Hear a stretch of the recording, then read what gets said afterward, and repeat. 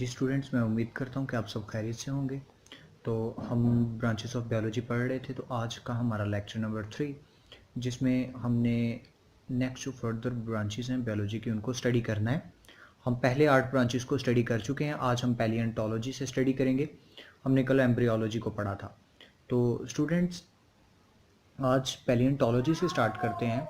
तो पैलियोंटोलॉजी जो है ये सबसे पहले वर्ड 1833 में यूज़ किया था सबसे पहले, यानी 1833 में ये सबसे पहले वर्ड यूज़ किया गया था पैलियोंटोलॉजी।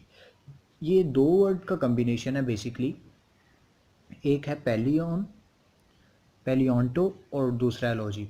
बेसिकली ये किस चीज़ से रिलेटेड है स्टूडेंट्स? ये जो आपके मर चुके हैं, नापैद हैं, नापैद का मतलब है ऐसे एनिमल्स, ऐसे जो ऑर्गेनिजम्स हैं जो अब हमें नज़र नहीं आते, जो पैदा होना ख़त्म हो गए हैं, जिनकी नस्ल इस दुनिया से ख़त्म हो चुकी है, उसको हम कहते हैं पैलियोंटोलॉजी। यानी बेसिकली जो फोसिल्स की स्टडी है, रिमेन फोसिल्स की,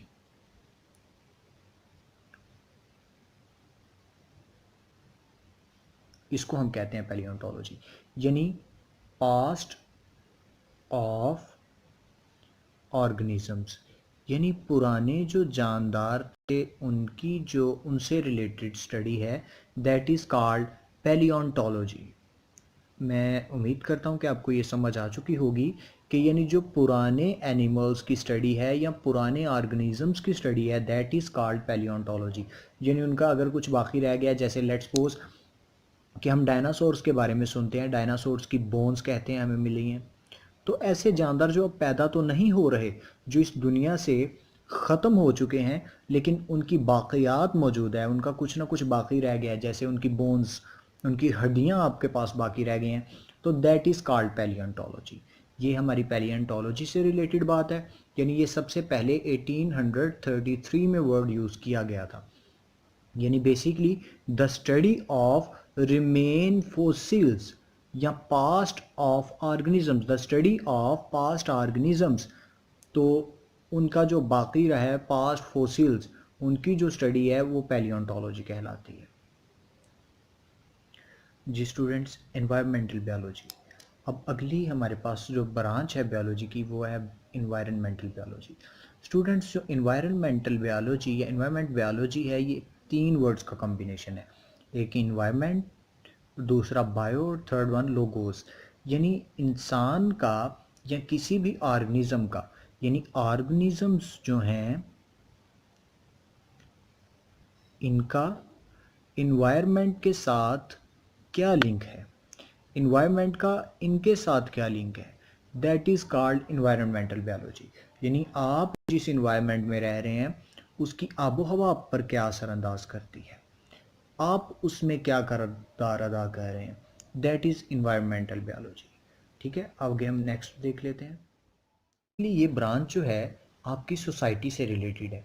देखें, आप किसी सोसाइटी में रह रहे हैं, आपका वहाँ पर बिहेवियर कैसा है, आपका किसी ह्यूमन बीइंग के साथ बिहेवियर कैसा है, उस ह्यूमन बीइंग का आपके साथ बिहेवियर कैसा है। बेसिकली आप किसी सोसाइटी में रह रहे हैं तो उस सोसाइटी का आप एक हिस्सा हैं, आप उसमें क्या किरदार अदा कर रहे हैं, आप उस सोसाइटी को अच्छा बना रहे हैं, आप उस सोसाइटी को बुरा बना रहे हैं। बेसिकली देखें, कुछ बुज़ुर्ग होते हैं आमतौर पर, वो वहाँ पर समझाते हैं, वो ये एक सोसाइटी बना रहे हैं। कुछ ऐसे लोग होते हैं वहाँ पर नशा करते हैं, वो एक बुरी सोसाइटी बना रहे हैं। कुछ लोग ऐसे होते हैं जो वहाँ पर पढ़ी लिखी बातें करते हैं, वो पढ़ी लिखी सोसाइटी बना रहे हैं। बेसिकली आप किसी सोसाइटी में रहकर क्या काम कर रहे हैं, that is called socio biology. तो अगर इसकी डेफिनेशन की तरफ जाएं तो इसकी डेफिनेशन है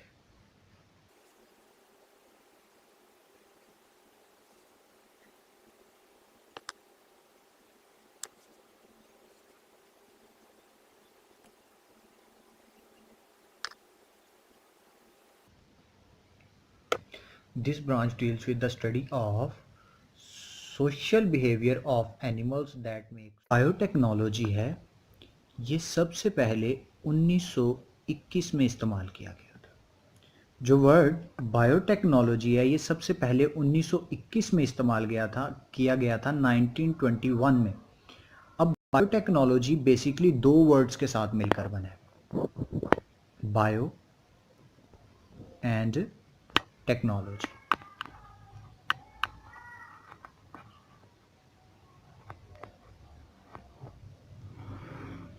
जो वर्ड टेक्नोलॉजी है ये सबसे पहले 1829 में इस्तेमाल किया गया।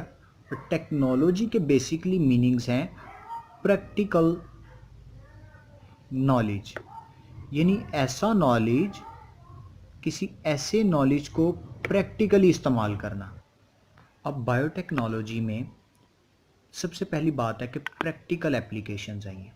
प्रैक्टिकल एप्लीकेशन के मीनिंग्स ये हैं कि बेसिकली आप रूल्स तो बनाते हैं, एप्लीकेशंस यानी असूल तो बनते हैं, लेकिन उन पर अमल नहीं किया जाता। अब इसमें क्या होता है कि जो असूल हैं उनको प्रैक्टिकली किया जाता है, और इनको करके किया क्या जाता है, इनको करके न्यू सब्सटेंसेस बनाई जाती हैं। न्यू सब्सटेंसेस का मीनिंग्स ये हैं इनके कि न्यू जो हैं वो अद्वयात, न्यू ड्रग्स, न्यू चीज़ें बनाई जाती हैं। किस लिए नई चीज़ें बनाई जाती हैं?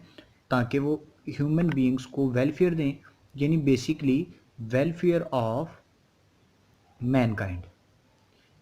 वेलफेयर का मतलब ये है कि इंसानों के फ़ायदों के लिए जो चीज़ें बनाई जाती हैं उनको हम कहते हैं बायोटेक्नोलॉजी। यानी ज़िंदगी को लेकर, इंसान की ज़िंदगी के लिए प्रैक्टिकली तौर पर काम करके जो चीज़ें बनाई जाती हैं उनको वो बायोटेक्नोलॉजी में होती है। मिसाल के तौर पर इंसुलिन है, आपकी बॉडी का काम है इंसुलिन बनाना। ये इंसुलिन क्या काम करती है? आपकी बॉडी के अंदर, आपके ब्लड के अंदर शुगर को कंट्रोल करती है। तो बेसिकली इंसुलिन जब इंसान की बॉडी में बनना कम हो जाती है या छोड़ देती है, तो फिर क्या किया जाता है? लिविंग थिंग्स को, बैक्टीरियाज को, कुछ एनिमल्स को इस्तेमाल करके, उनके पंक्रियाज को इस्तेमाल करके क्या किया जाता है? इंसुलिन प्रोड्यूस की जाती है, इंसुलिन बनाई जाती है, और वो इंसान को मिलती है। यानी बेसिकली जब आपकी बॉडी इंसुलिन बनाना छोड़ देती है तो आप उसको कहते हैं कि this is a diabetic patient, यानी इस बंदे को डायबिटीज़ है। तो बेसिकली जो आप कह सकते हैं ये बात कि इंसुलिन जो बनाई जाती है वो बायोटेक्नोलॉजी में बनाई जाती है। यानी बायोटेक्नोलॉजी ही है कि जो ऑर्गेनिजम्स को इस्तेमाल करके ऑर्गेनिजम्स के लिए न्यू थिंग्स बनाती है। That is biotechnology. इम्यूनोलॉजी है, वर्ड इम्यूनोलॉजी दो वर्ड्स के साथ मिलकर बना है। एक इम्यून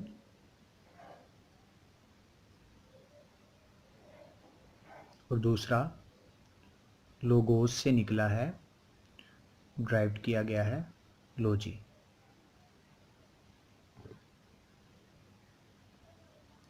जो वर्ड इम्यून है ये एक लैटिन वर्ड है, लातीनी ज़ुबान का लफ्ज़ है।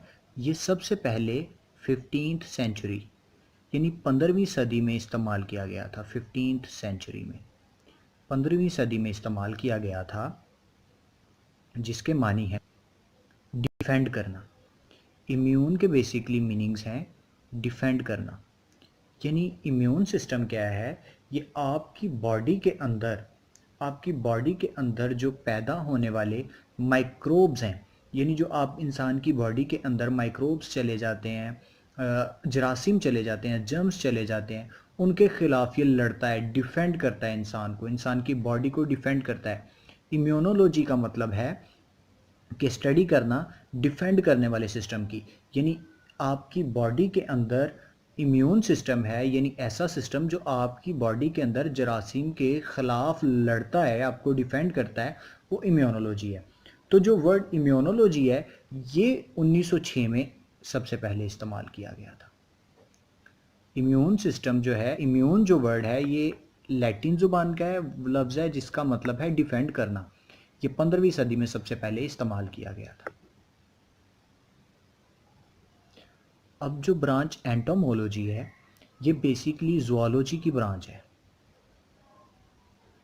यानी है, हम बात बायोलॉजी की ही कर रहे हैं क्योंकि ज़ूलॉजी बायोलॉजी की ही ब्रांच है। अब ज़ूलॉजी की ब्रांच है एंटोमोलॉजी। अब जो एंटोमोलॉजी वर्ड है ये सबसे पहले 1764 में, यानी 1764 में सबसे पहले ये इस्तेमाल किया गया था। अब एंटोमोलॉजी जो वर्ड है ये दो वर्ड का कम्बिनेशन है, दो वर्ड्स के साथ मिलकर बना है। एक एंटोमोन और दूसरा लॉजी यानी लोगोस। ठीक है, लोगोस से एंटोमोलॉजी। अब एंटामॉन के जो बेसिक मीनिंग्स हैं वो है इंसेक्ट्स, और एंटामॉन जो है ये ग्रीक लैंग्वेज का वर्ड है। एंटामॉन के मीनिंग्स हैं इंसेक्ट्स, और लॉजी का मतलब है स्टडी करना। Basically the study of insects is called entomology. ठीक है, आगे पैरासाइटोलॉजी। अब ये जो ब्रांच है पैरासाइटोलॉजी बायोलॉजी की, इसमें ये सबसे पहले वर्ड 1870 में इस्तेमाल किया गया था। यानी 1870 में सबसे पहले पैरासाइटोलॉजी वर्ड इस्तेमाल किया गया था, और ये टू वर्ड्स का कॉम्बिनेशन है, एक पैरासाइटस प्लस लोगोज यानी लॉजी, यानी ये दो वर्ड्स के साथ मिलकर बना है। पैरासाइटस जो है इसके मीनिंग्स हैं पैरासाइट्स। अब ये जो पैरासाइट वर्ड है ये लैटिन लैंग्वेज का वर्ड है, लातीनी जुबान का लफ्ज़ है ये पैरासाइटस वर्ड। अब basically the study of parasites is called parasitology. अब पैरासाइट्स क्या हैं? पैरासाइट्स बेसिकली ऐसे ऑर्गेनिजम्स हैं जो रहते ह्यूमन बीइंग्स में, ऑर्गेनिजम्स में रहते हैं, उनसे खुराक भी लेते हैं और बदले में नुकसान पहुंचाते हैं। यानी आप ये कह सकते हैं कि ये कुछ जरासीम हैं, कुछ वायरसेस हैं, कुछ ये ऑर्गेनिजम्स हैं, कुछ ऐसी क्रिएचर है जो इंसान की बॉडी में, ह्यूमन बीइंग्स में या ऑर्गेनिजम्स में, एनिमल्स में रहते हैं, उनसे खुराक लेते हैं, खाना लेते हैं, लेकिन बदले में क्या करते हैं? नुकसान पहुंचाते हैं। और इस चीज़ की स्टडी को करना पैरासाइटोलॉजी कहलाता है। यानी basically the study of parasites. Parasites का मैंने आपको बताया ये ऐसे होस्ट हैं जो ह्यूमन बीइंग्स में या किसी बॉडी में रहते हैं और बदले में इन रिटर्न हार्म देम, उनको नुकसान पहुंचाते हैं। जो वर्ड फार्माकोलॉजी है ये 1704 में सबसे पहले इस्तेमाल किया गया था।